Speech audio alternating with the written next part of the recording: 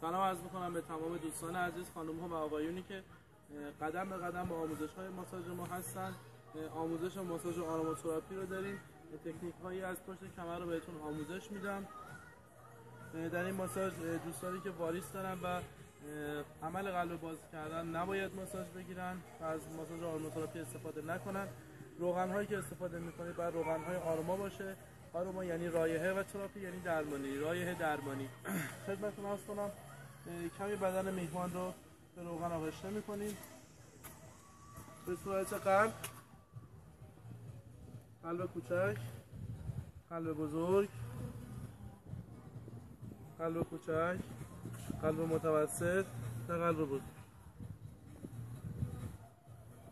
این تکنیک رو حدوداً 10 مرتبه انجام میدیم. کمر رو به 2 قسمت تقسیم میکنیم و شروع میکنیم به اجرای تکنیک اوریب به سمت پایین.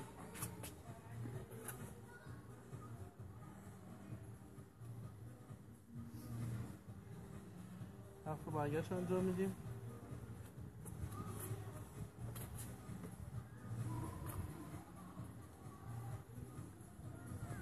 افتاداش میکنیم.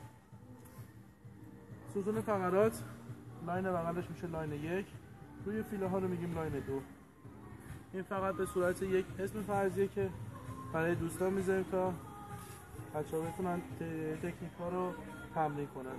شستمون رو به صورت رفت و برگشت روی کانال 1 10 مرتبه برای بانوان و آقایونی که کمی لاغر هستن و برای دوستانی که یک مقدار سطح چربیشون بالاست و چاق هستن با آرنج استفاده میکنیم.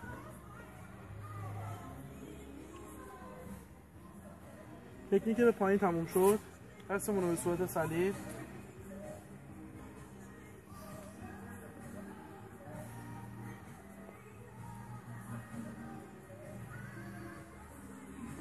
ده مرتبه این کار رو انجام میدیم. دست مهمانمون رو به آرامی برمیگردونیم با شستمون دور کتفش به صورت رفت و برگشت. تخلیه اسید لاکتیک میکنیم با کف دستمون به سمت عقربه های ساعت انجام میدیم. اون سمت بدن هم همین کارا رو انجام میدیم. تکنیک ها رو به این تکنیک میگیم تکنیک رایدینگ.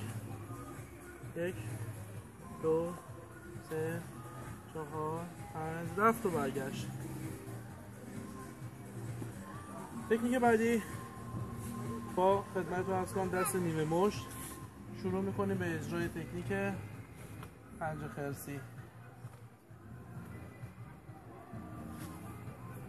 تکنیک ساتوری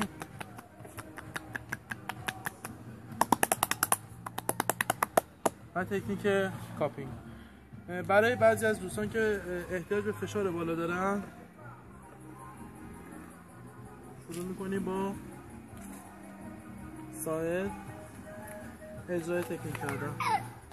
در خدمتتون هستیم با ادامه برنامه‌های آموزش ماساژ. خدا نگهدار.